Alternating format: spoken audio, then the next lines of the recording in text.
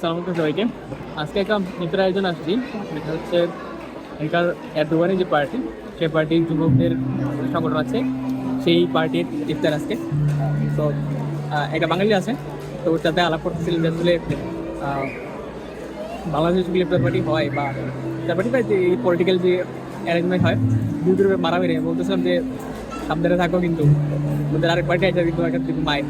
তো এটা বলার একটা কারণ আছে, আমি যেই শহরে থাকি, সেই শহরে এরদোয়ানের যে পার্টি, সেই পার্টি ক্ষমতায় নেই, ক্ষমতায় আছে অন্য পার্টি এই প্রদেশে, অন্য পার্টি ক্ষমতা আছে। তো গল্প করতেছিলাম যে ওর সাথে মজা করতেছিলাম যে আসলে আসছি তো সরকারি পার্টির প্রোগ্রামে।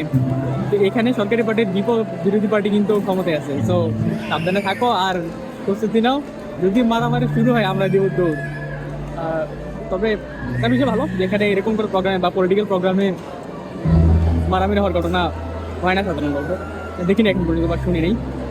আর হচ্ছে আমাদের প্রোগ্রামগুলোতে কী হয়, একজনের পর একজন বক্তব্য, এইগুলোই চলতে থাকে। বা ইসলামিক আয়োজনও বলি, ইফতারের যে আয়োজনগুলোতে এখানে বক্তব্য বেশি, মানে ইফতারের আগে 1 ঘন্টা 1.5 ঘন্টা শুধু এই বক্তব্য সেই বক্তব্য কিন্তু থাকে, আসলে কাজের কাজ কিছুই না। এখানে কি ইফতারের 10 মিনিট আগে একটা থেকে অল্প স্বল্প কথা হইলো, আর ইফতারের পরে সবাই ইফতারি করতেছে, ওই সময় নেতারা 2-3 মিনিট ধরে কথা বলছে, বেশি না, 2জন মনে হয় নেতা কথা বলছে। এখন ফটো তোলার জন্য সবাইকে ডাকাডাকি করতেছে আর কি।